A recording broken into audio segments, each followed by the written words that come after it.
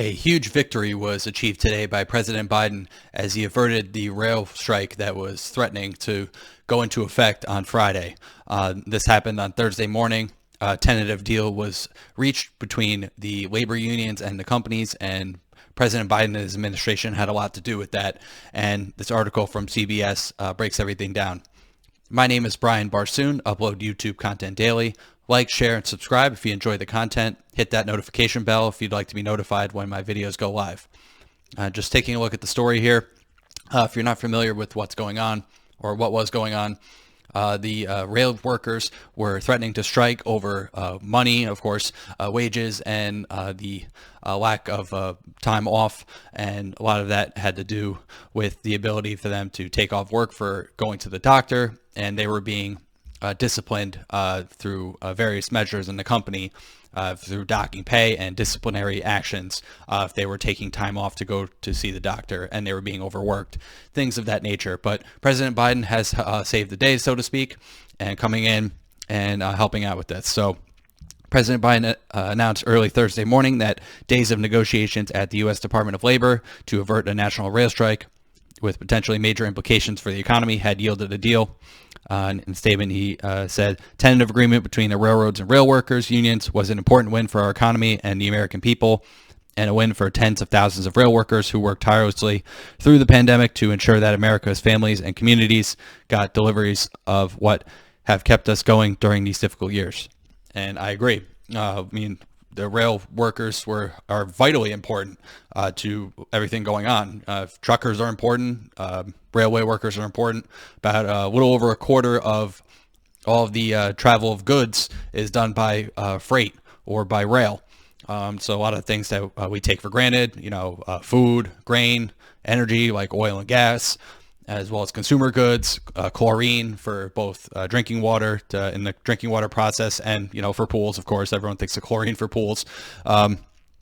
Those are all carried through freight. So having this strike averted, which would have been the first one in over 30 years, is great, and I will commend them for that.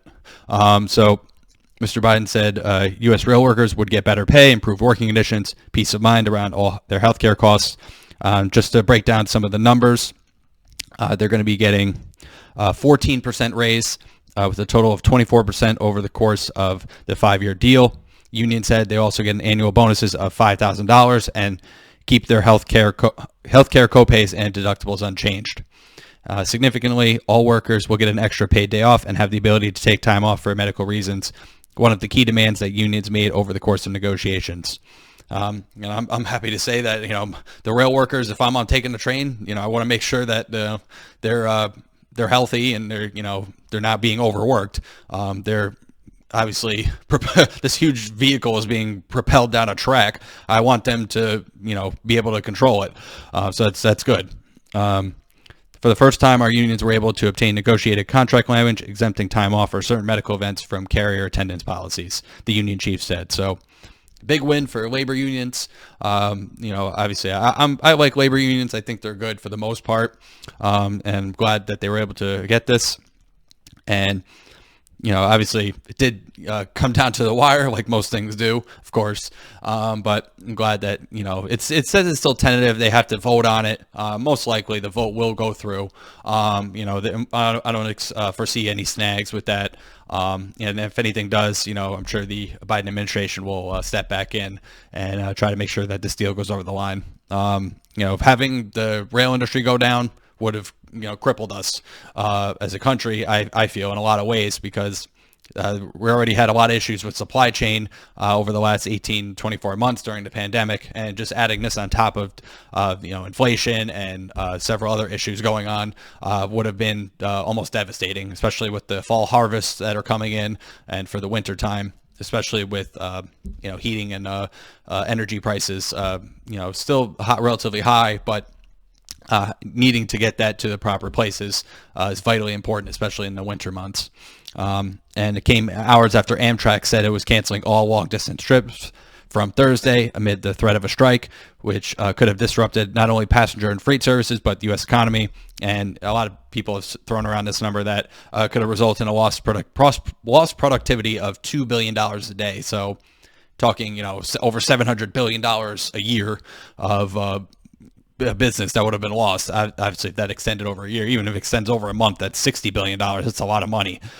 So in light of the agreement announced on Thursday morning, Amtrak said it was working to quickly restore the canceled trains and reaching out to impacted customers to accommodate on first available departures. So it was only announced yesterday that they were going to start canceling these. So it's only been about a day or so. So I'm sure some people canceled. They can just contact Amtrak and get their train rides back. And Labor Department spokesperson told CBS News on Wednesday evening a dinner was ordered. Talks in Washington among federal officials, railroad executives, and railroad worker union leaders were ongoing, and came about at 5 a.m. on Thursday was the statement. And without it, it would have begun on Friday and at the end of a 30-day cooling-off period mandated under terms of Railway Labor Act, which governs contract talks in railroad and airline industries. Continues to talk about that $2 billion per day number. And yeah, obviously, a lot of people get to work. I don't take the train to go to work, but I know especially in the Northeast region, if you're taking a train to go into New York City, let's say, or if you're taking the subway, things like that. I think the subway's a little different, but at least with the, trains like Amtrak and stuff like that, if you're taking the train to work, you would have been SOL. You would have been having to find another way to work. So that's another problem that a lot of people didn't think about. If those railways aren't open, then people can't go to work. And if people can't go to work, people can't make money. Obviously, you see the pattern here.